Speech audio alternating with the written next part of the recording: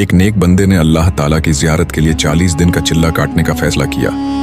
वह मुकम्मल यकसुई के साथ इबादत में मसरूफ हो गया। दिन में रोजा रखता और रात भर क़याम करता। उसका सारा वक्त दुआ और इबादत में गुजारता। सारी रात अल्लाह पाक के सामने रोता रहता था। 36वीं रात को उसने एक गैबी आवाज सुनी जिसने कहा, शाम को तांबे के बाजार में फलां दुकान पर जाओ और अपनी मुराद पालो। वह वक्त से पहले बाजार पहुंच गया और तांबा साज की दुकान तलाश करने लगा। वह बहुत बेचैन और बेताब था। तब उसने एक बूढ़ी औरत को देखा जो तांबे की देगची लिए हर दुकान पर जा रही थी और उसे बेचने की कोशिश कर रही थी। वह जिस तांबा साज को बर्तन दिखाती वह उसे तोल कर कहता कि 4 रियाल मिलेंगे, लेकिन बढ़िया 6 रियाल में बेचना चाहती थी। कोई भी तांबा साज 4 रियाल से ज्यादा देने को तैयार नहीं था। बूढ़ी औरत मायूस होती जा रही थी और घूमती रही। आखिरकार वह बढ़िया एक तांबा साज के पास पहुंची जो अपने काम में मसरूफ था।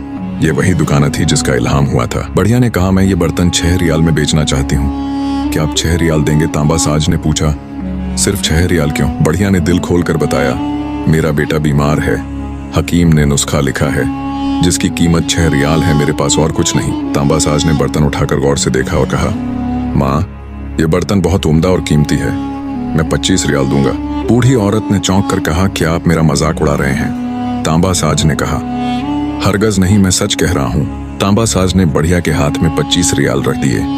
बूढ़ी औरत की आंखें खुली की खुली रह गईं और वह दुआएं देती चली गई। वह शख्स ये सारा मंजर देख रहा था।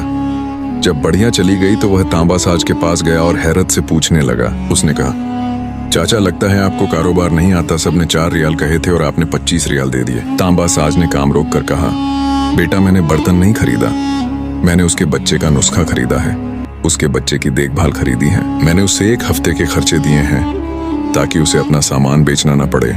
मैंने एक माँ की दुआ खरीदी है। वह शख्स खामोश खड़ा उस तांबा साज को देखता रहा। उसकी सारी इबादत इस एक अमल के सामने हींच लगने लगी।